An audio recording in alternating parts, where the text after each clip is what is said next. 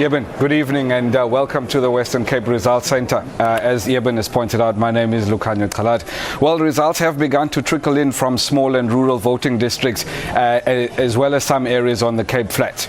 I'm joined in studio by the Provincial Electoral Officer of the Western Cape, Courtney Sampson.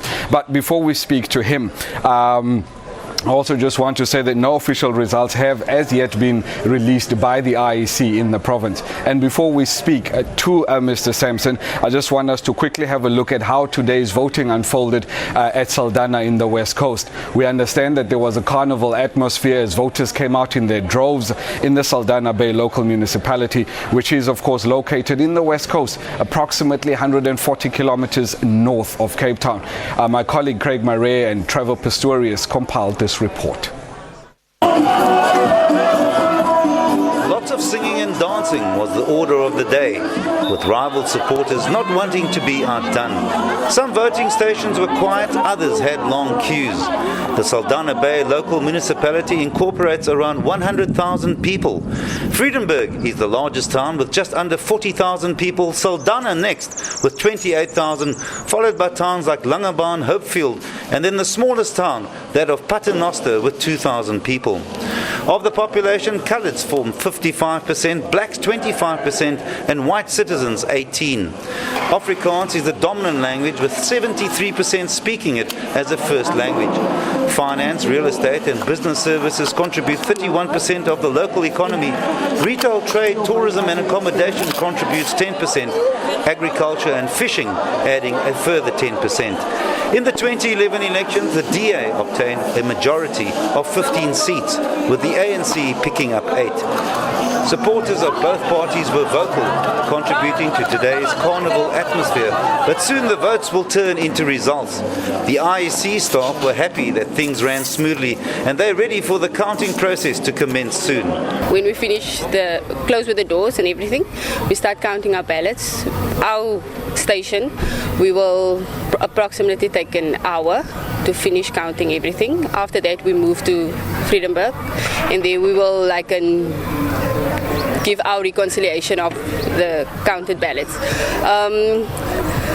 Our votes in Saldanha, or let's say the West Coast, will probably, let's say, if everything goes well, 3 o'clock, 4 o'clock. A long and noisy day. It was a day the voters celebrated in style. Saldanha Bay and its voters resembled a party atmosphere. But which party will be victorious? That will be revealed shortly. Craig Murray, SABC News, Saldanha Bay. Thank you to my colleague Craig Murray and his cameraman Trevor Pistorius for bringing us that insert. Now, as indicated earlier on, results have begun to trickle in from some rural voting stations and even some areas on the Cape Flats. But for the latest developments, we are now joined in studio by Courtney Sampson, who is the Provincial Electoral Officer in the Western Cape. Sir, good evening and thanks for joining us. Good evening, Lukhanya. As the IEC in the Western Cape, overall, are you satisfied with how today went? I think the first thing I'd want to do is to just pay tribute to the many staff members in the Western Cape who've made this day possible, and also my colleagues behind us here who have been really working and doing everything possible to make it easy for people to cast their votes. So I think I'm eternally grateful to them for the work that they do. I think from where I'm looking at this thing, I'm reasonably satisfied with the phase that has just passed. That is the voting phase. We are now in focus in terms of results. That's the new focus now. And we are busy with that process. Some of the stations have concluded their counting, and some of the stations are still counting.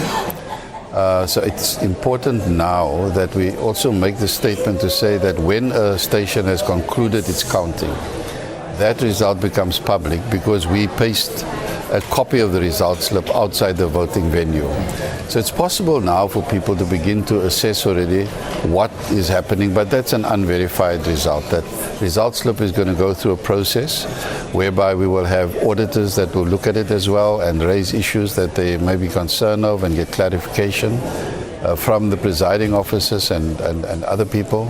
So it is a pretty important process because it contributes, to the integrity of the electoral process. So what we're doing now is we are in that waiting phase. All right. Waiting phase, I think everybody, obviously, we all want to start seeing those results and which will then start making sense of exactly what kind of city, what kind of town, we will have from tomorrow and Friday onwards. When can we expect those results to start coming in officially and start making sense?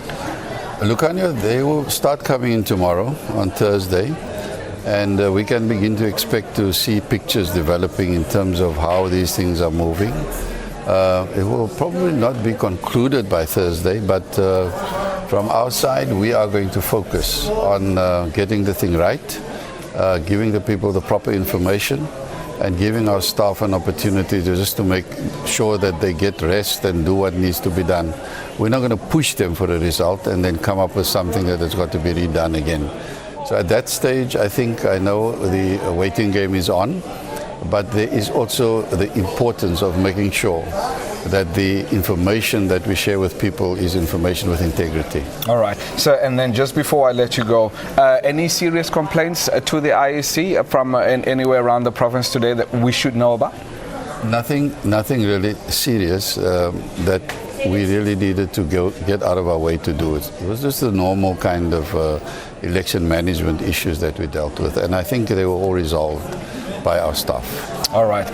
Sir, thanks very much for joining us. There was Courtney Sampson. He is, of course, the Provincial Electoral Officer in the Western Cape. Let's now move on to Swellendam in the Overberg region. My colleague Carmel Lochenberg-Roberts and Hubert Slingers compiled this report for you. Voters here in Swellendam have done their bit and cast their ballots. Many were eager and glad they came out. Let's hear why. Ik het gestem om een beter leven en een beter van ons gemeenschap, plaatselijke municipaliteit, dat dingen kan verbeteren in ons gemeenschap, voor mijn kinders wat achterblijven en een betere toekomst voor ons te hebben. I've decided to vote because my vote counts. And it's going to help the place we are staying. And then if you vote someone that you choose is better, because maybe he's going to do what you need. Ek het gestem omdat my demokratiese reg is om te stem en die stemproses waar ek gestem het baie goed verloop. En ek is bly dat ek die geleentheid nog in Suid-Afrika kan kry om my stem te kan gee. So for political parties and voters, it's just a matter of waiting to see who will govern here. Carmel Lochenberg-Roberts, SABC News, Swellendam in the Western Cape. Thank you very much to my colleagues Carmel Lochenberg-Roberts and Hubert Slingers for bringing us that report. I am now joined in studio by Professor Erwin Schweller and Dr. Zwelin to quickly just help us unpack how the day panned out. So thank you very much to both of you gentlemen for joining us. Prof, if I can start with you. You've heard what Reverend Courtney Sampson said earlier on about how the day has unfolded. Are you satisfied? Yes, I think a lot has happened today which starts to rebuild our confidence and our trust in the IEC. I think we would be less than frank if we say that there hasn't been some glitches in that institution. It's very important for these institutions to function as part of a democracy to build the trust and the confidence. And by and large, from what we can see now, and of course we are still seeing only part of the reality, some things might still jump out. But from what we are seeing now, that over the country, but specifically also in the Western Cape, a well-run election, there will also always be technical hitches and glitches, but we don't see anything that looks like serious fraud and problems. Okay, well, so you're satisfied then, happy that the IEC is in fact regaining some of its integrity, if I can put it like that. Doctor, if I can come to you, were you expecting that the results would take as long as they have to start coming in? I was expecting that because the voter turnout is very high this time around. So, and in most cases, especially in the Cape Flats and those previously disadvantaged areas, people wait until late because the assumption is that when they go to the voting station late, there'll be few people there, they'll be able to access the election. But of course, I expected that prop in very late. Okay, Yeah. Prof, then let me just come back to you. And then also, you mentioned some of the issues that the IEC, is basically recovering from in these elections. Can you elaborate on one or two of them? Well, we know that there has been quite a turnover in the commissioners. And a number of them left, and newly appointed ones, also a new chair. We know that there were issues around the previous chair. We also know about the issues in the Tlokwe election. So a number of things that started to indicate that there might be some form of interference, and those are things that destroy democracies. Good democracies work on the intentions of the voters, but also on the extent to which institutions function ethically and effectively. So we need a reconfirmation, and these are all those independent institutions like the Chapter 9 institutions, including the IEC, that have to function. Otherwise democracy is not worth anything because it loses trust of the people. The IEC will have to regain that confidence, and I think they've made a good start. Let's give them credit. All right. Give credit where it's due, and we appreciate that, Prof, very much. Doctor, credit where it's due. Let's quickly return to issues of political parties. Do you think that the way that things have panned out, largely violent-free and glitch-free issues in the Western Cape, should we then also give some credit to political parties for how they were involved in this process? Definitely. I think the political parties, all of them, were worried about their supporters casting the vote than disrupting the election or the process, because there were two issues that were very important in these elections. Those were bread and butter issues of service delivery, and secondly the issue of party allegiance. And parties wanted to make sure that where they actually won wards, they wanted to consolidate on that and try and win most wards. So I think political parties played a prominent role in making sure that we have all this, especially if you look in the Cape Flats, for example, where there are gang-related problems, and the involvement of political parties was critical in making sure that people feel that there is a safe environment for them to go to election, while of course being assisted by the IEC and the security cluster as well. All right. Well, not all results are out yet, but some are trickling in. You guys have seen them. Prof, would you care to comment about what you've seen, or is it too early to say? It is not possible to, at this point in time, with 2 or 3% of smaller voter districts, not even whole municipalities being, confirmed, to see any trends emerging. I think it's just too early. What we see is therefore currently what we would call in scientific terms fairly spurious, and we will have to wait to see some trends. It might be possible to start looking at these things, I think, by 6 o'clock tomorrow morning, and we will all be staying awake through the night, waiting in bated breath. With bated breath, because we are all anxious that this thing should go well for our country, South Africa. All right. But just to lash on this, in the bigger picture, it might not mean anything. But if you take, for example, Kailicha, where there's results that have came in, where previously they won in that particular ward 93%, and now they're around 80%, and the EFF is around 15% or so. It tells you that there is going to be a different player that within the playing field now, and that might affect, not in terms of the bigger scale of the result, but it might affect the numbers in smaller scale. Fortunately, to a very large extent, one of the key things that we were worried about leading to today, particularly when we consider the heavy rains that we had in Cape Town last night, was the fact that it could potentially rain today, and that could have been disastrous to election day. That didn't happen, so voter turnout was quite high. Coming back, that's a good point for South Africa going forward, is it not, Prof? Well, if we are going to substitute the bullet for the ballot, which was part of our liberation, we left the bullet to take the ballot, then the more people that vote, the more representative the system, the more legitimate the system, and the better the chances of a free and fair election, and of course the better the chances of the people's opinions being reflected in governance and in the policy making.